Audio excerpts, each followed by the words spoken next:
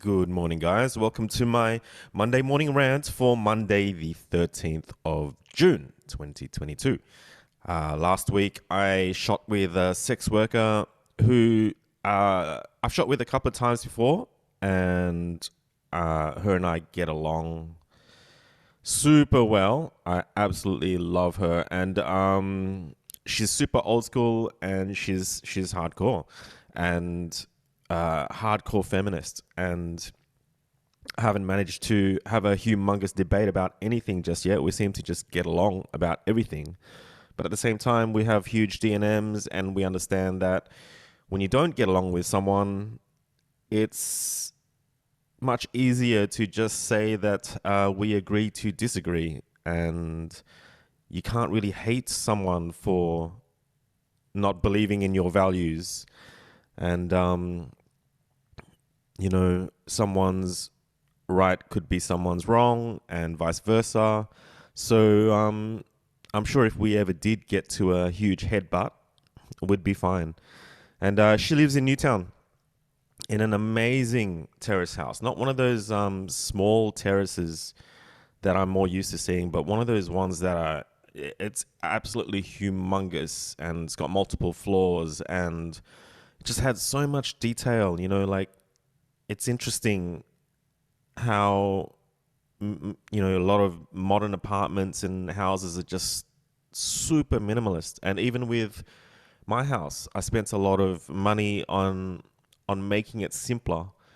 But then when you walk into an old house like that has so many little details, like stained glass, and all the corners in the walls were shaped, and alcatraves, and everything just had so much ornate detail that it was mind blowing, and it was absolutely beautiful. And she's moving out of there, and that's why she really wanted me to shoot her at her home.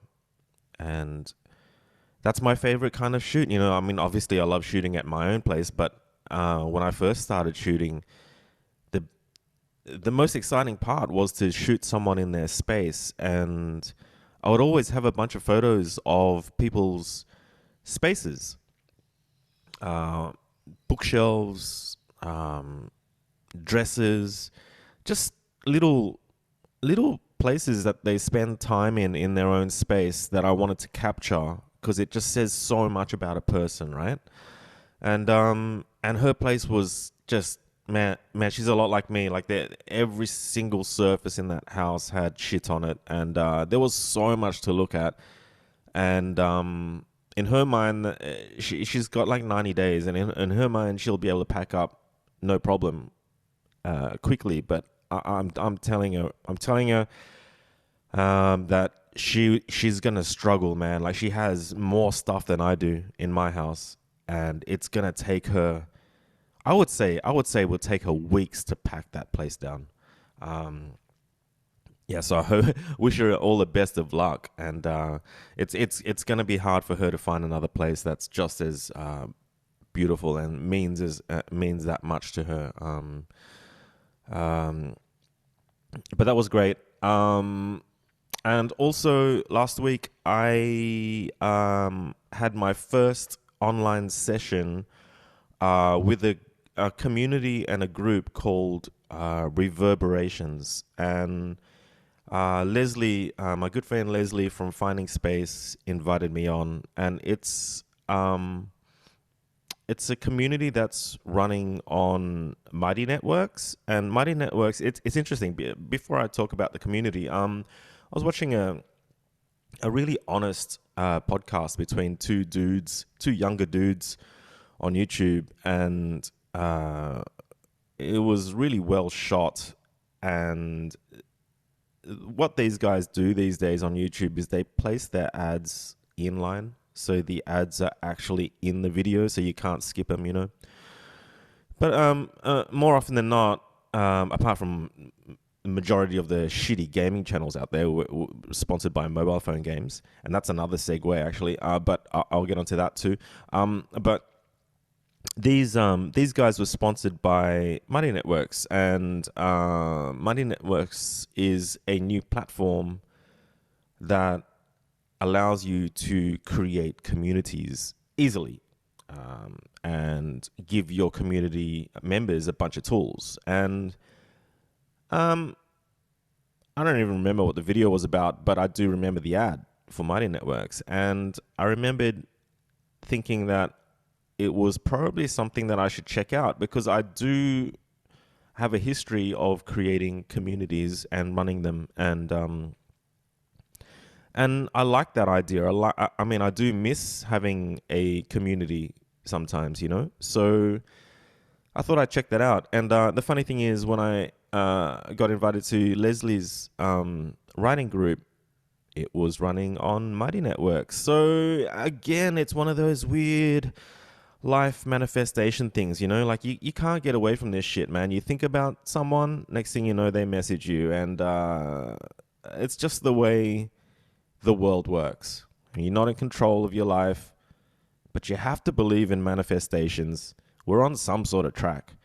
And, it's happened too many times. These coincidences have happened too many times in my life for me to ignore them. So yeah, I've been part of this group now for a week, and it's all about writing. And we're talking about some serious writers here. Like, when I try to read their stuff, whether it's writing, they've written novels and books, and they're really established writers, and some of them use humongous words, and when I'm reading some of that stuff, I don't understand what that word means. So next thing you know, I'm skipping words between the sentences, and it all slowly starts to catch up on me, and I just basically start to really not understand what they're talking about. And there's a disconnect there. And I've never really liked that. I've always been a bit intimidated by really proper writing. And I wouldn't call myself a writer, but I love writing. And over the years, I've gotten really comfortable with writing how I speak. And it's even better than how I speak, because when I'm speaking, you guys that listen to me know that I say a lot, and I say and like, and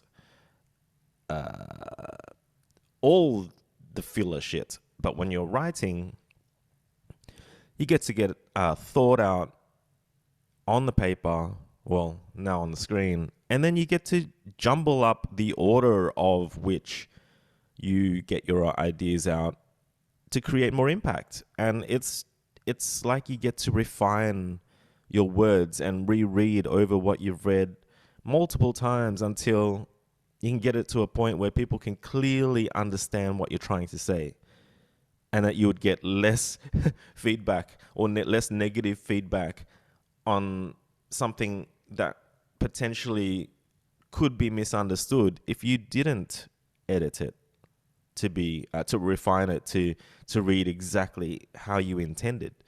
And yeah, so I love writing, and I'm really, really excited to be part of this group, because whilst I don't want to fill my calendar up with heaps of shit, and I'm doing well, by the way, with just the Monday morning rants and maybe a photo shoot during the week, and cleaning up the house as well. That's going well.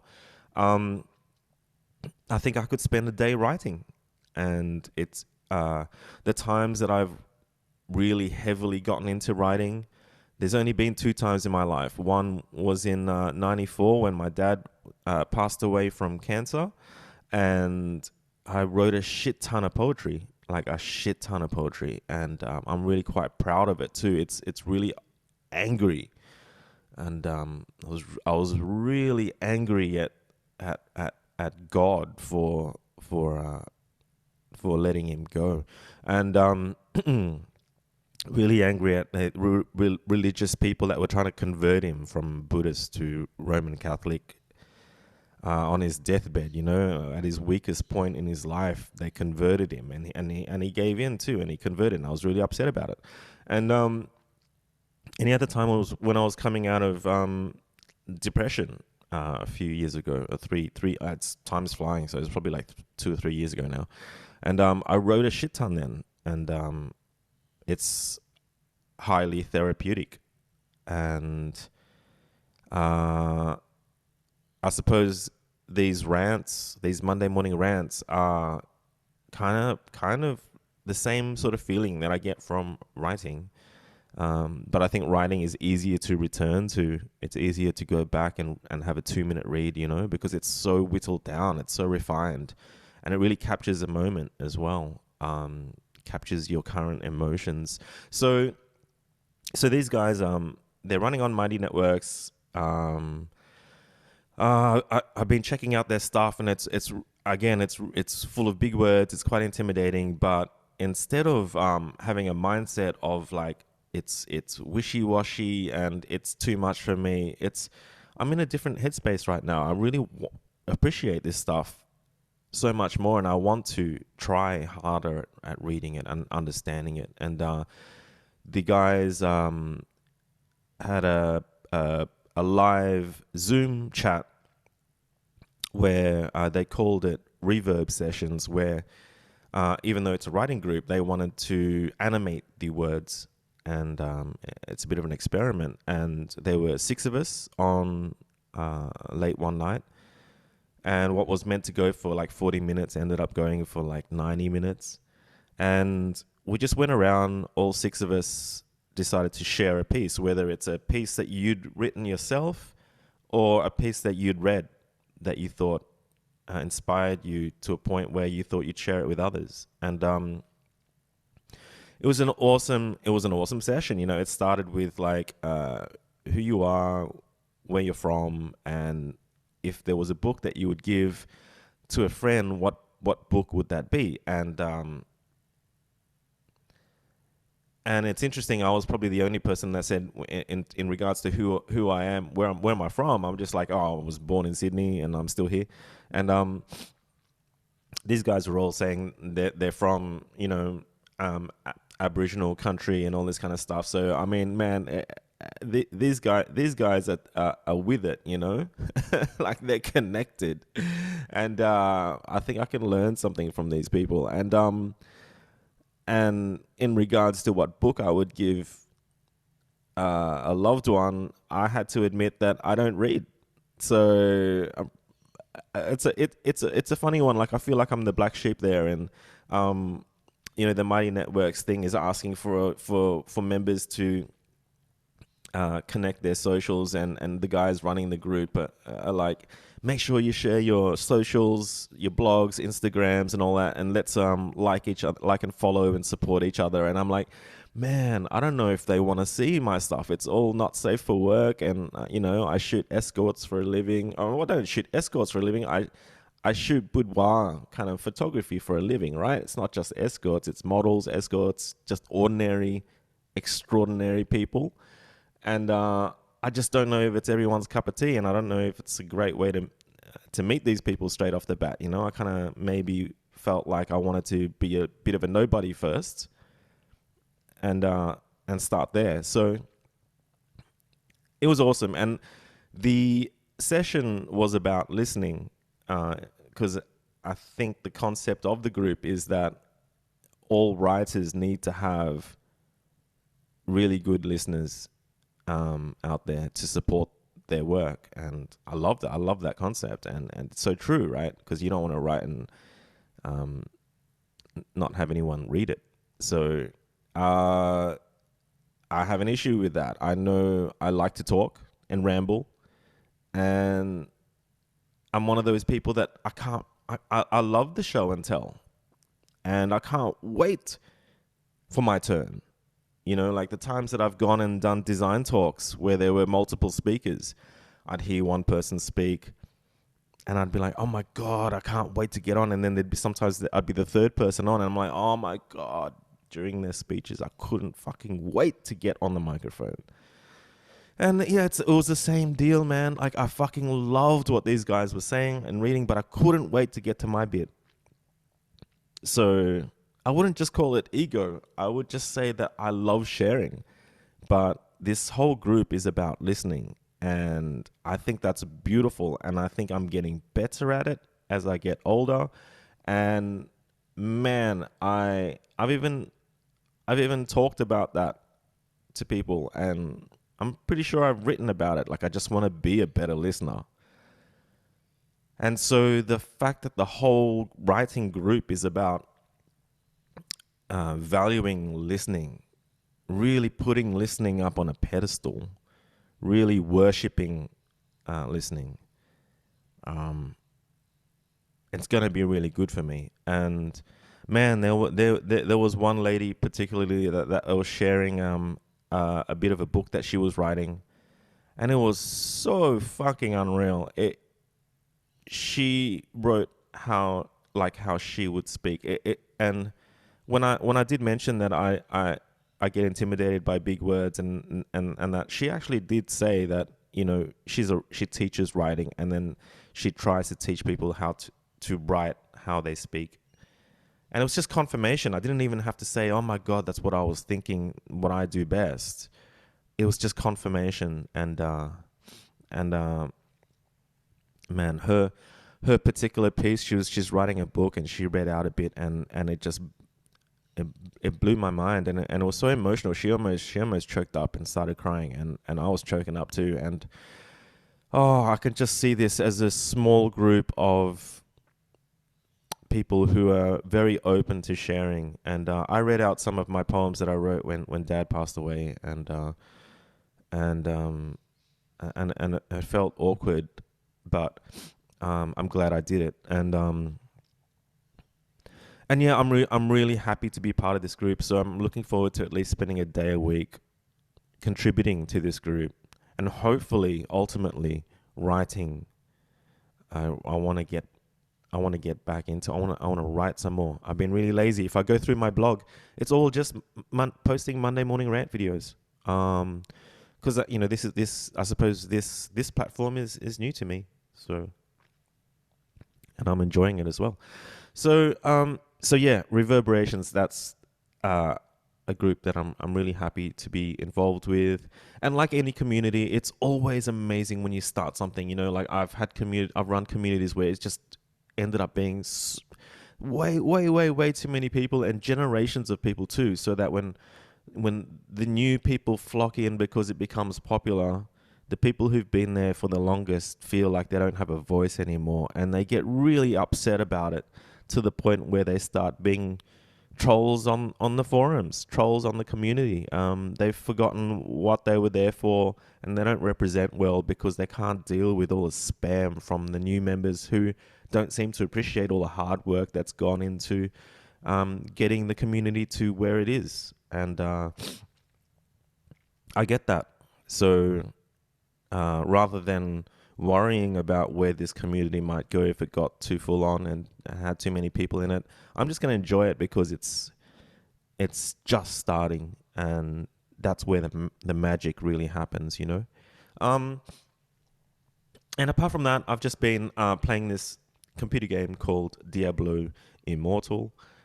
It's touted as Diablo Immortal because Immoral. Sorry, it's Immortal, but people are calling it Diablo Immoral because it's primarily a mobile phone game, and it's made by a company who's been through heaps of shit lately, in all for the wrong reasons, sexual assault charges, and all sorts of just all that bad cancel culture stuff where you just lose your reputation, and it's completely understandable. The company that makes this game made probably the most popular video game of all time, World of Warcraft. And, you know, people have been playing their game since they were little kids, and they're truly passionate about all those years of playing these games, you know. So people have it's like Star Wars, you know. It's the same shit, man. People grew up on Star Wars. It was a part of your life, part of your youth. And for Disney and stuff to fuck every single Star Wars film that comes out now with like Jar Jar Binks and all this fucking shit in order to sell more toys and stuff, it's evil. And it's really fucking sad because people who um, loved what it was and hate what it's become have nothing but sadness because it's just a tainted, it's tainted their memories now, you know? And it's the same shit with this. It's like they've teamed up with a Chinese company who makes evil mobile phone games where primarily it's all about a bunch of developers, games developers who have hired psychologists who have tapped into the science of gambling and how to figure out how to get as much money out of a gamer or a player as possible. It's hardcore, you know. It's like people who've got gambling addiction, they have a problem. I think we can all agree. And I totally understand that it's probably not cool for a company to pick on those people, which is what this game is all about. But personally, I'm not a gambler. So the game's free to download, free to play. And I decided to give it a go despite the entire fucking internet or gaming world just raging about it because they're so scared of this being the future of gaming. And they don't want it, you know. And I totally understand their perspective, but I'm also that guy that can be like, well, it's free to play. Nothing's forcing you to pay money. And there's no reason why you can't have a bit of self-control and just play the game and not pay and not gamble. So there's a whole lot of misinformation out there from people saying that you can't reach the end game, level 60, without paying money. And there were some people that said, no, you could. So I thought, well, I'm going to do that. And so for the last week, I decided to reach level 60, the end game of this game, and do the whole story campaign without paying a single dollar. And yes, it often leads you to the store. And man, some of the predatory stuff in there, it's all the tricks of the trade. It's all business shit. Like, it's no wonder I hate business as a word, as a culture. You know, that whole $1.99 when there is no cents. It's fucking $2, right? It's not $1.99. So this takes it further, man. It's like this game tries to get you hooked on like $1.99 to start with, but then they say it's 800% value. Like, fuck, 800% off. I mean, I'm used to hearing in my lifetime, I'm used to hearing maybe 25% off, 50% off. Okay, that could be legit, but 800%, it's crazy. It's crazy talk. And for someone to be suckered in by that, it's easy to think that they're stupid, but actually they've got a problem. You know, you can't believe what companies and businesses throw up in front of you. And it's almost like when you go to Macca's, right? And you see like you think about what burger restaurants used to be like, and it was just a menu that was text.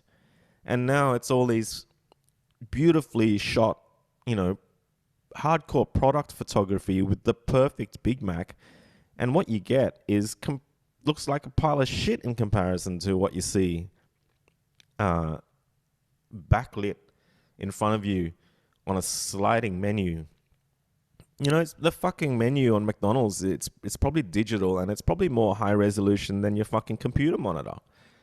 So it's just it's the culture that we live in, and I'm not saying it's right, but I'm just saying that there's so much of this shit out there that as an individual, you've got to see through the bullshit, or at least if you're paying for the bullshit, you've got to be okay with it, you know. And all these people that are, it's sad because there's streamers on YouTube who have millions of followers, and they're playing this game too, but they're pouring in thousands of dollars. So people are saying it costs $100,000 to max out your character in this game.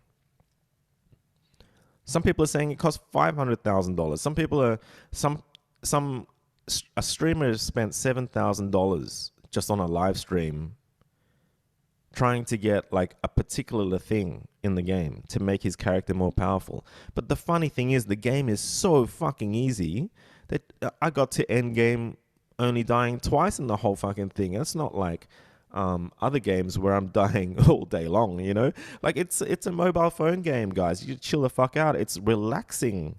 It's so chill. That whole concept of trying to min-max a character and get as powerful as you possibly can in the game. This is not the game to do it in. It was totally fun as a casual player to play this game and reach the end of the story. Was I tempted to pay for more power? Yeah, at some point, or I'm sure at some points I was sitting there going, it's only $2, or it's only $5, or it's only $10. You know, I thought to myself, maybe I'll wait till I get to the end game, because I've read so many comments on YouTube videos that say that they got to, you know, level 35 or something, or level 40, and they hit a wall and they were forced to pay and they quit the game.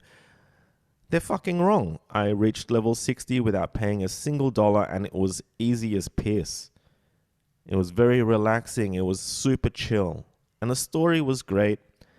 And I thought to myself, maybe by the time I finish it, I'll decide then whether I want to give them $1 or not.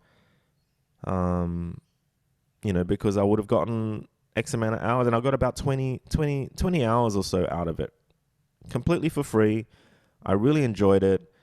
And so I got there and I thought, okay, well, maybe now I'll give them $5 to support the game for the time that I've enjoyed in it. But then at the same time, I'm watching videos on the game and how upset people are. And, you know, I've never played a Blizzard game before. I've never played a game made by these developers. I was not there with the whole grew up on World of Warcraft and all the other games that they've played. And so I'm watching videos from people who are just a bit younger than me, who've been playing, or you know, about 5 or 10 years younger than me, who are so upset. They're so sad, and they're making videos. And then there are other YouTube channels that are just so angry and they're raging about it. But all of them have played it. They've all given it a go, but they're at the same time telling people to not touch it. And I don't know if I'm with that. I'm like, well, let people decide for their own. You know, there's a lot of people out there calling people like me who are saying that you don't have to pay. You don't have to pay to play. And that's okay. And they're calling people like me all sorts of names under the sun. Idiots for supporting this kind of shit. And, hey, man, I have no history with this developer. And the sad thing is, when the developer releases the next big game, all of these people that are raging and complaining about this shit, they're all going to spend their money on the next game too. And they're going to contradict themselves because they're too weak to believe in these values. They'll rage about these values. But these guys are the same people who will fork out cash for this company's next big game. And they'll fork out cash, and they'll sit there and they'll complain about it too. So, yeah, it's been interesting. I get into this rabbit hole thing, you know? Like, I couldn't help but watch all the fucking Will Smith, Chris Rock shit when that happened. I'm sitting there like a fiend on YouTube refreshing for new takes on it. And the whole Johnny Depp, Amber Heard thing, I was fucking watching that like a fiend as well. I wouldn't talk about it, apart from just mentioning it just now, but I wouldn't talk about it because it's just not worth talking about. And I hate that something so real and personal can become entertainment for people. It makes me sick. But at the same time, it was entertaining for me too. And as sad as it is. And right now, yeah, I'm a hardcore gamer. Hey, when you're playing games, And then when you're not playing games, you're on YouTube watching stuff about games. Yeah. So this whole Diablo Immortal, this mobile phone game that is predatory as fuck. Um, it's been interesting just following how scared people are of it and how angry people are of it, and I totally understand it. I can see everyone's point of view on this, but my point of view is, man, there is so much other bad shit out there. Mobile phones have always been like this. It's sad that they are, and the only way this is going to change is a political change, sadly. As much as I hate talking about politics, man, like pokey machines, casinos, all of that stuff that supports people with a serious gambling addiction, the only way to get rid of them all is to make it fucking illegal. But then you've got to wonder, what else are they going to make illegal, right? Like, if, oh man, can you imagine something that you love just, yeah, like even like when I was smoking weed, man, and weed was illegal, it's fucking so sad that weed is illegal. You know, when I was a smoker, I fucking hated being a criminal. So yeah, I'm going to leave it at that. I hope everybody has a great week. I shall catch you guys in the next one. See yous.